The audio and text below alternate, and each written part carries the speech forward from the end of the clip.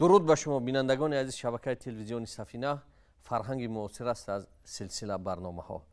واقعا در تاریخ تمدن بشر انسان به حوادث هستی زینه به زینه به معرفت آن دست یافته است و این عالمی که ما را احاطه کرده است در آن در شبانه روز اصلا هزاران حادثه فیزیکی میگذرد و این حوادث در طول تاریخ بشر با طرزهای گوناگون شرح و تفصیل یافتند و واقعا وابسته به اینکه درجه دانش بشر در کدام پایه بوده است این حادثه ها را از اون دیدگاه یا از اون دریچه مورد بررسی قرار داده است و ما انسان ها هم هنوز در یک یعنی اگر به یک کاروان تشبیه کنیم زندگی بشر را ما هنوز با این کاروان در بین هستیم، یعنی هنوز ما به پایان معرفت عالم نرسیده ایم و از اینکه بعضا حادثه ها در طبیعت میگذرند و انسان ها را به تعجب می آورند ما خواستیم موضوع امروزه را عنوان گذاری کنیم شرح حادثه گرفت از دیدگاه فیزیکی. واقعا حادثه گرفت که تنها هفته گذشته در تاجیکستان هم به مشاهده رسید و در عده از کشورهای جهان یک در شکل گرفت پره ظاهر شد و در عده گرفت یک فاصلوی یا جزئی یا کوتاه هم گفته می شود و برای شرح تفصیل کردن همین حوادث گرفت ما با استودیو کارشناس ساحه فیزیکی رضا بهرامزاد را خادم پیشبر انستیتوت فیزیکایی به نام سلطان عمروف اکادمی ملی علم‌های جمهوری تاجیکستان را دعوت کردیم و من ایشان را خیر مقدم میگم که دعوت ما را پذیرفتند و واقعا ما با رضا بهرامزاد چندین مسائل که مربوط به حوادث فیزیکی بودن از جمله در برنامه‌های پیشین ما تفصیل کرده بودیم شناخت یا معرفت وقت را از لحاظ فیزیکی. خب موضوع امروزه ما موضوع گرفت است یا به اصطلاح در طول تاریخ اگر نظر کنیم در فرهنگ‌های کهن ما با نام خسوف و کسوف هم هست، گاه مثلا در شرح سینایی و دیگرها. خب واقعا اینجا یک سوال اولیه که به وجود میآید خود حادثه گرفت چی است یا چگونه حادثه است؟ اول به خاطر که در ذهن بیننده ما روشن شود که گرفت یا خسوف و کسوف اینا چگونه حادثه اند باید اونا ما شرح دهیم و من میخواستم برای بینندگان اولا همین رو شرح می‌کردیم. بسیار سوالی خوب است، خصوصا بعد از آن که روز 21 ایون در جمهوری تاجیکستان گرفتی جزئی آفتاب مشاهده گردید و در بین مردم یک سر و صداهای زیادی هم پخش شد.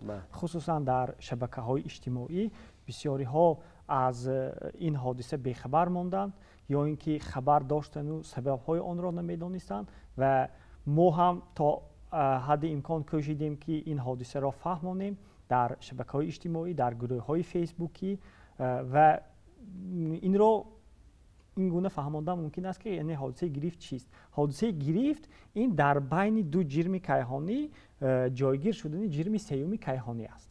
بله. مثلا وقتی که ما گرفت آفتاب میگوییم یا اینکه اصطلاحی قدیمی آن کسوف، وقتی که در بین آفتاب و زمین ماه قرار میگیرد و سایه ماه به زمین میافتد و یک قسمی روی زمین را تاریک می نماید یا اینکه نیم تاریک سایه می افکند، این را حادثه گرفت آفتاب میگویند.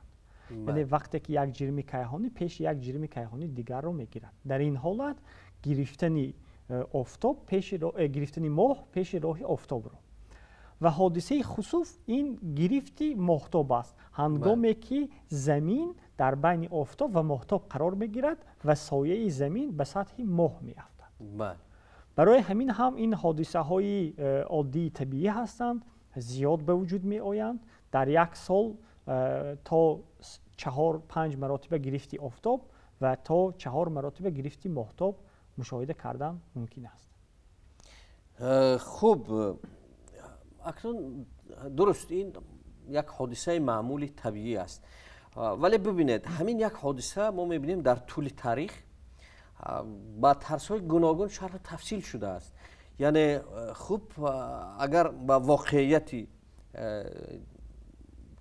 طبیعی یا جهان نظر افکنیم، خب در هر یک دورهای معینی گردش همین گونه حادثه به وقوع می آید که یعنی زمین با ماه و آفتاب در یک ردیف قرار می گیرند تا اندازه و بین یکدیگر سایه افکنی می کنند. خب اما اینجا سوال مطرح این است که تاریخ آموزشی، تاریخ بقایدگیری، تاریخ آموزش همین حادثه از کجا آغاز می شود و تا کجا این مثلا آمیخته به تا اندازه یک زمان آمیخته به اساطیر، آمیخته به خرافات و از بطن آن بیرون شدن علم است. میخواستم این جنبه شرح میکنم. نشانه های تاریخی مشاهده های اولین متاسفانه هنوز تا ما نرسیدند. یعنی ما نمیدانیم که انسانیت محض از کدام مرحله شروع به مشاهده این حادثه ها کرده است. البته این حادثه ها به عمل می آمدند، انسان ها مشاهده می کردند، می دیدند، ولی ثبت تاریخی اولین مشاهده ها تا ما نآمده است. موافق آن چیزی که امروز در تاریخ علم معلوم است، یکی از اولین انسان هایی که این حادثه را مشاهده می کردند و حتی پیشگویی هم کرده می توانند، این باشندگان شهر بابل قدیم است و بعدا مردم هند قدیم، مصر قدیم هم این پیشگویی کردن رو، معین نمودن وقت های گرفت آفتاب و ماهتاب رو آموختند و یونانیان باشد از عصر 5 پیش از میلاد شروع کردند به معین نمودن این حادثه ها. یکی از اولین عالمان یونانی که گرفت آفتاب را پیشگویی کرده می توانست این فالس بود که خود فالس از عالمان هند قدیم و مصر قدیم سبق گرفته است.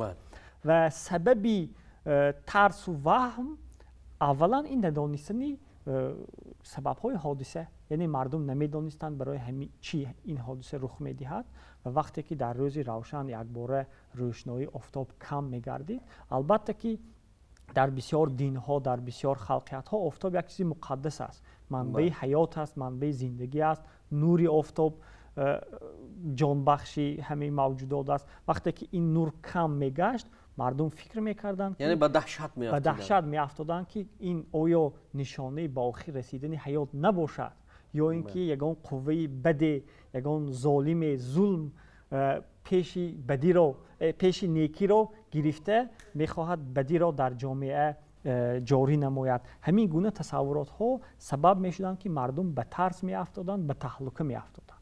و حتی همون گرفتی ماه هم وقتی که گرفتی ماه به وجود می آید، ماه کمی رنگ سرخ می گیرد که در بین مردم ماهی خونین مشهور است و حتی در اساطیرها، در میف ها و افسانه های مردم غرب هم محض در باید یک چیز رو قید نمایم که حادثه گرفتی ماهتاب تنها در حالت به عمل میاد که ماه پره است. بنابر همون گویا ساحرها، جادوگرها هم همین لحظه را انتظار میشدند که ماه پره میشد و سایه زمین به ماه میافتاد و ماه سرخ خونین میگردید و وابسته به این قصه های ترسناک واهمه‌انگیز زیادی را فکر کرده برآمده بودند. ولی در بین این خرافات، در بین این نافهمی ها علم به وجود می آید، مردم دانشمند به وجود می آیند که سوال می گذارند برای چی همین حادثه می شود و خیلی که گفتم مردم بابل قدیم معین نموده بودند که این حادثه ها با یک دوریت معین به عمل می آید، یعنی فاصله بین گرفت آفتاب و ماهتاب و تکرار شوی آنها یک قانونیت معین دارد و این قانونیت را آنها ساروس نام کردند که در دوام 6585 شبانه روز یا اینکه 18 سال همون پیهمی حادثه های گرفت آفتاب و ماهتاب تکرار می شود و وقتی که آنها مشاهده کردند در یک جدول معین فهرست ترتیب دادن، موافق آن فهرست آنها وقتی که یک مشاهده کردند، دو بار مشاهده کردند، دیدند که آن حادثه ها پیهم تکرار می شود با یک فاصله معین با گذشت مدت معین وقت و همین حادثه را ساروس نامیدن یا اینکه دوری درکانی می نامند، چون اون وقت سال شماری درکانی را استفاده می کردن و وابسته به همین وقتی که یک دور را معین نمودن که بعد از 18 سال همین حادثه ها باز تکرار می شود، از روی همین ساروس معین می کردگی شدند که در کی گرفت آفتاب می شود، کی گرفت ماهتاب. لیکن از سبب آنکه آن زمان ساعت های خیلی دقیق نبود، اشتباه‌ها زیاد بودند و آنها در طول چند شبانه روز خطا هم می‌کردند و برای دقیق‌تر معاین کردن این دوری 3 سراس را می‌گیرند که در همان یک منطقه و در همان یک لحظه وقت این حادثه صورت می‌گیرد. یعنی اگر در دوره سراس تنها زمانی به وجود آمدن حادثه‌های گرفت را معاین نمایند، در دوره سراسی سه‌گانه نه تنها زمان بلکه مکان را هم معین می‌نمایند، چون در هر حادثه گرفت مکان مشاهده آن گوناگون است، خصوصا برای گرفت آفتاب. بله و واقعا خوب از خود داخل همین گوش شما یک سوال به وجود میاد و واقعا همون شب و روزی که یعنی روز 21 ایون وقت گرفت آفتاب شد، بعضی سوال کردن که چرا در منطقه هند یک گرفت در شکل پوره صورت گرفت و چرا مثلا در تاجیکستان گرفت جزئی به مشاهده رسید. خوب این از لحاظ فیزیکی شرح و تفصیل میکردید که خوب چگونه صورت گرفت؟ خب ما باید اکنون تصور نماییم که همون وقتی که 3 جرم کیهانی در یک خط راست قرار میگیرند، آفتاب، ماه و زمین. روشنایی آفتاب به سطح ماه میافتد، ماه سایه میافکند به زمین. از حساب آنه که سایه ماهتاب همگی در حالت ماکسیموم همگی قطر 270 کیلومتر را دارد، سایه پوره اش تنها در همون منطقه زمین مشاهده کرده می شود که در تحت همون سایه 270 کیلومتر قرار داشته باشد و وقتی که آدمان در همون سایه قرار دارند، گرفت پوره آفتاب را مشاهده می نمایند. یعنی از حسابی که در نظر ما ظاهری قطر ماهتاب و قطر آفتاب با هم برابر هستند، ماهتاب پوره سطح آفتاب را می پوشد. ولی در این گرفتی که روزی 21 شد، گرفتی پوره نبود، گرفتی حلقه شکل میگویند. از حساب آنه که مسافه بین آفتاب و زمین و مسافه بین ماه و زمین تغییر یافته می ایستد، در بعضی حالت‌ها، در حالت‌هایی که ماه به زمین نزدیکتر است، پوره دیسک آفتاب را می پوشد. ولی وقتی که ماه دورتر قرار دارد و در دیسک آفتاب را پوره پوشانیده نمیتواند، در گردی همون سایه ماه یک روشنی حلقه مانند را هم مشاهده کردن ممکن است. این نمود گرفت را گرفت حلقه شکل میگویند. و چرا محض در همان منطقه هند؟ چون که سایه ماهتاب محض به همان منطقه ها موافقت کرد. در ما باشد، ما از همان سایه بیرون در زیر نیم سایه قرار داشتیم و ماه تنها یک قسمی آفتاب را پوشانید که ما اون را گرفت قسمی یا گرفت جزئی آفتاب می نامیم. و باید گفت که همون سایه‌ای که ماهتاب به زمین می افکند با سرعت 1 کیلومتر در 1 ثانیه حرکت می نماید. و امروز کیهان‌نوردانی که در کیهان قرار دارند در پایگاه بین‌المللی کیهانی، اگر از نگاه آنها نگریم، آنها چی را مشاهده میکنند؟ آنها میبینند که همان سایه ماهتاب در روی زمین با سرعت 1 کیلومتر ثانیه حرکت میکند. بله. چون زمین در گرد محور خود تاب میخورد، وابسته به همین گردش سایه هم موقعش را عوض میکنه، تغییر می‌یابد.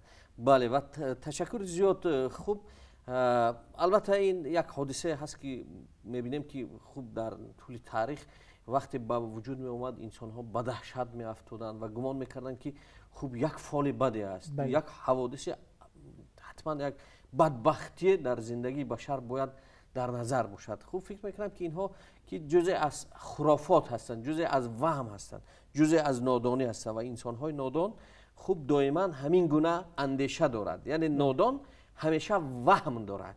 چرا؟ چون از سبب، راه و چگونه به وجود آمدن یگان آگاهی ندارد. یعنی انسان ناآگاه همیشه و زود باور است، خرافاتی است و وهم زده است. خوب، اکنون اینجا سوالی که به میان میاد این است که خوب ما با کدام اصول ها معین میکنیم که خوب یک حادثه خسوف یا یک حادثه کسوف در فلان زمان به وقوع پیوسته بود و بعداً میتوند همین گردش در مقدار فرض کردیم وقتی X باز تکرار شود. میخواستم این یک شرح میدادید برای اصول اولین و اصول تاریخی که به وجود آمده است، همان معین نمودنی دوری سراس است. این چیز تنها از روی مشاهده. ما مشاهده میکنیم، فهرست ترتیب میدهیم، میبینیم که موافقی کدام پای در پی این حادثه ها به عمل می آیند. این از روی مشاهده است به نظر داشته مدل های معینی متماتیکی. امروز باشد ما با صحیحیت خیلی بلند معین کرده می توانیم در اساس امثله های ریاضی یا اینکه هندسی حرکت آفتاب و در گرد آفتاب زمین و یک جای با زمین ماه. وقتی که ما حرکت همین سه جسم کیهانی رو مدل سازی میکنیم، امثله سازی میکنیم، ما بسیار معلومات های زیاد داریم. میدانیم که مسافه بین آفتاب و زمین وابسته به فصل های سال، وابسته به دوام سال چگونه تغییر می‌یابد. ما میدانیم که همواری گردش زمین در اطراف ماهتاب و اکلیپتیک وابسته به وقت‌های سال چگونه تغییر می‌یابد. ما میدانیم که ماه با کدام سرعت در کدام مسافه و از روی کدام قانونیت در اطراف زمین دور میزند و باز هم میدانیم که همواری ماه تحت 5 گرادوس قرار دارد، در کدام مرحله وقت در کدام حالت قرار میگیرد. وابسته به این ما همون معادله حرکت ماه و زمین و آفتاب رو ترتیب میدهیم. در اساس حسابراری های کامپیوتری با صحیحیت خیلی بلند معین کرده میتوانیم که حادثه های گرفتی من بعد کی و در کدام منطقه زمین به عمل می آید. امروز برای ده ها هزار سال آینده معین کردن ممکن است که کدام روز، کدام ساعت و کدام ثانیه در کدام منطقه ها گرفتی پره مشاهده می شود، در کدام منطقه ها گرفتی جزئی. و این مدل رو اگر ما به قفا گردانیم، یعنی وقت های پیش رو مانیم، معین کرده می توانیم که در گذشته در کدام زمان، در کدام وقتی معین گرفتی آفتاب یا گرفتی ماهتاب به عمل آمده بود. و در اساس این ما بعضی حادثه های تاریخی رو معین هم کرده می توانیم. فرض کردیم اگر در یگان اثر تاریخی گذشتگان ما آمده باشد که یگان عالم در فلان زمان همین حادثه گرفت را مشاهده کرد، ما معین کرده می توانیم که این کدام حادثه بود، کدام روز بود. بله، فرض کردیم اگر ابن سینا یا بیرونی در کتاب ذکر کرده باشند که همین حادثه مشاهده کردن. یا اینکه در یادداشت‌های صدرالدین عینی خوانده بودیم که احمد دانش پیشگویی کرده بود که کی گرفتی آفتاب می شود. مردم اطرافش که اکثرا خرافاتی ها بودند بر ضد وی شوریدند، گفتند این فالبین است، این ساحر است، جادوگر است. ولی وی با همین حساب‌های عادی می توانست که گرفتی آفتاب را پیشگویی کند. و ما الان توسط همین مدل های متماتیکی می توانیم صدرالدین عینی کدام روز را در نظر دارد. بله، معین نماید. اگر یگان نفر نشیند و حساب های علمی کند، معین کرده می توانیم که صدرالدین عینی همین حادثه را کی نوشته است، یعنی کدام حادثه کدام روز را در کتاب یادداشت هایش آورده است، انعکاس کرده است. بله، یعنی امروز علم تا درجه یعنی پیشرفت کرده است، شناخت‌های علمی، اصول‌های علمی که اینها می‌توانند هم حوادثی در گذشته صورت گرفته را برقرار کنند، یعنی امثله اش رو توسط امثله سازی‌های متماتیکی، و هم آینده را هم پیشگویی کنند که تقریباً و با دقیقیت‌های نهایت زیاد در کدام روز و در کدام سال و در کدام ساعت تقریبا صورت میگیرد گرفت‌های بعدی. خب، تشکر زیاد. و اینجا یک مسئله دیگری که هم فکر میکنم در بحث شبکه‌های اجتماعی هم بود و گاه بینندگان هم سوال میکنن که خوب اهمیت همین آموزش حوادث گرفت برای علم چیست یا چرا اینها را می‌آموزند؟ خب میخواستم برای بینندگان روشنی می‌کنم. اهمیت اولینش از من بردن همون ترس و واهمه هست که هنگام همین حادثه ها به وجود می آید. یعنی ما این را می آموزیم و می دانیم که این حادثه طبیعی است، به انسان و حیات آن ضرر ندارد. چیزی معمولی است. چیزی معمولی است، جای خواطری ندارد. منفعت های دوم حادثه ها و روندهای هستند که در حالت مقرر آموخته نمی شوند و آنها را محض هنگام گرفت آفتاب مشاهده می نمویند. از تاریخ اگر نگاه کنیم، ارسطو یکی از اولین های بود که به شکل سایه زمین در سطح ماه اهمیت داد و گفت که سایه زمین در همه حادثه های گرفت ماهتاب شکل دایره را دارد. اگر سایه یگان جسم شکل دایره داشته باشد، از اینجا خلاصه کردن معلوم است که همون جسم شکل کره را دارد. یعنی وقتی که خودش دایره شکل است، انعکاسش حتما سایه‌اش هم دایره می شود. و این یکی از اثبات‌های اولین کره شکلی زمین بود. هنوز در زمان ارسطو. بله اون زمان که حالی به این درجه مثلا ابزارهای علمی وجود نداشتند. این یکی از منفعت‌های بسیار مهمی حادثه گرفت. منفعت‌های دومش چیست؟ ما بی‌واسطه به آفتاب نگاه کرده نمی‌توانیم، چون چشم انسان قدرتی تابی همان انرژی و روشنی بلند آفتاب را ندارد. ما هنگام گرفت آفتاب می‌توانیم که نور و افکنشات اطراف آفتاب را مشاهده نماییم، خصوصا توسط تلسکوپ‌ها و همان تاج آفتابی میگویند، پروتوبرانس میگویند. وقتی که ما آنها را می‌آموزیم تنها در حالت‌های گرفت آموخته می‌توانیم. امروز البته علم ترقی کرده است، توسط دستگاه‌های کیهانی آموختن ممکن است، ولی تا مرحله فتح کیهان گرفت آفتاب بسیار لحظه مهم برای علم بود. یکی از این کشفیات‌هایی که هنگام آموزش گرفت آفتاب به عمل آمده است، این سال 1868 یک عالم ژانسن، عالم فرانسوی در هندوستان این گرفت را مشاهده کرده. در نتیجه تحلیل سپکتری یا اینکه تحلیل طیفی همان تاج‌های آفتابی گاز گلی را کشف نموده است. تا همین مرحله مردم از وجود داشتن گاز به نام گلی خبر نداشتند، اطلاع نداشتند. وای بار اول در ترکیب نورهای آفتاب گلی را معین نمود و محض به خاطر آفتاب گلی گذاشته، یعنی در زبان‌های لاتینی آفتاب را هلیوس میگویند، یا به فکرم در زبان یونانی، و وابسته به همین نام گاز را گلی مانده. امروز در جدول دوری مندلیف در تحت رقم 2 قرار دارد این گاز. یک کشفیات دیگر این کشف کردن کمیته هایی که به آفتاب خیلی نزدیک هستند. از حساب روشنایی بلند آفتاب ما روشنایی کمیته را به خود گرفته نمیتوانیم. وقتی که گرفت آفتاب می شود، روشنایی کم که می شود، بعد کمیته را ما مشاهده کرده بودیم. در همین حالت چندین کمیته را کشف نمودند. و یکی از کشفیات های بسیار مهم و ریولوسیونی که در عصر 20 صورت گرفت، این پیشنهاد شدن نظریه عمومی نسبیت از طرف اینشتین بود سال 1916 و یکی از اثبات‌های اولین این نظریه را هنگام گرفت آفتاب در سال 1919 مشاهده کردند. موافق نظریه نسبیت اینشتین، نظریه عمومی نسبیت، نوری روشنایی هنگام گذشتن از نزد یگان جسمی وزنی مسیر خود را کمی تغییر می‌دهد. بله.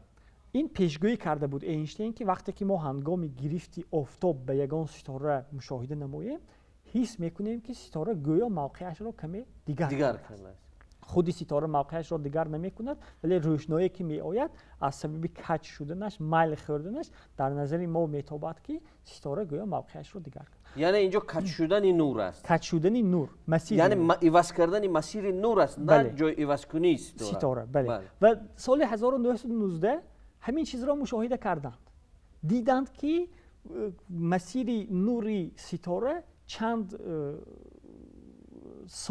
ثانیه کنجی دیگر شده است و در مجله های با نفوذ علمی، در مجله های عمومی که همان سالها چاپ میشد، بسیار با یک سرلوحه با دبدبه چاپ شد که اینشتین تصورات انسانیت را دیگر کرد. این یک تحولات مهم بود در علم و در حقیقت هم همین حادثه گرفت سبب شد که اینشتین آبرو و اعتبار امروزش را پیدا نماید. بله.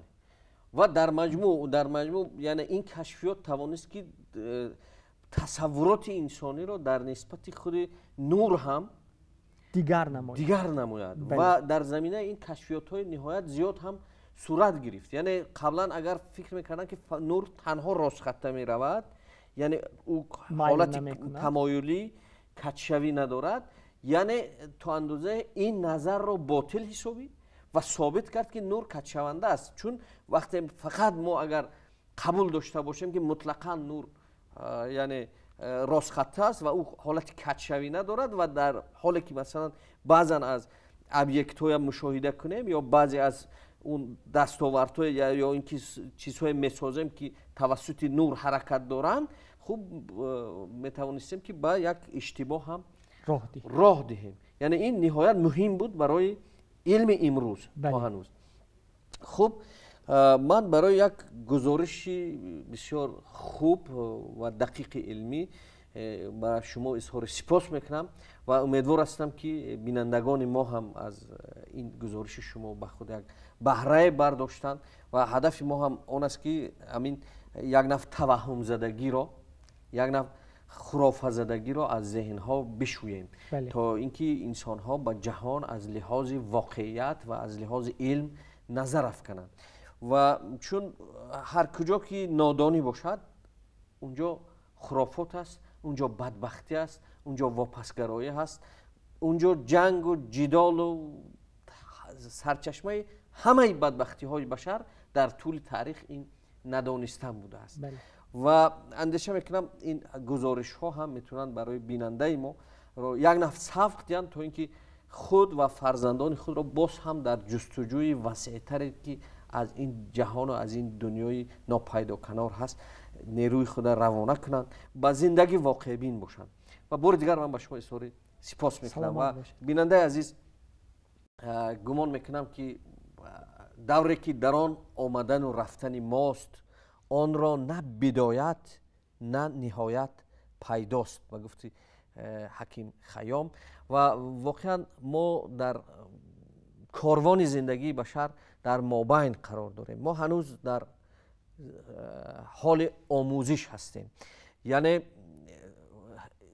آموزش جهان به انسان به یک آن واحد که صورت نمیگیرد. این زینه به زینه است، یک نسل چیزی را می آموزد و نسل بعدی می آید و اون را انکشاف میدهد و همین طور حوادث جهان برامون روشن می شود. و حوادث جهان را هم به چه خاطر می آموزیم؟ به خاطر از این می آموزیم که زندگی خود را خوب و خوش و با مضمون نماییم. با این خاطر می آموزیم که از وحشت‌های زندگی خود را بر کنار نگاه داریم. با آن خاطر می آموزیم که خود را حفظ کنیم و سطح و صفت زندگی را بهتر کنیم. این است ماهیت معرفت یا شناخت بشر از جهان و کیهان و این است فرهنگ اساسی بشر. یعنی فرهنگ بشر همیشه دانستن است، همیشه دانش است و آنهایی که اگر درک کردن که فرهنگ فقط باید دایره باشد، این خطای بالکل و محض است. فرهنگ تمام دستاورد بشر است، فرهنگ خرد بشر است و از این رو من امید میکنم که خرد یار مددگار شما بوده باشد. عزیزان، روز و روزگارتان خوش و خوشایند. پاینده باد تاجیکستان عزیز. بدرود تا درود.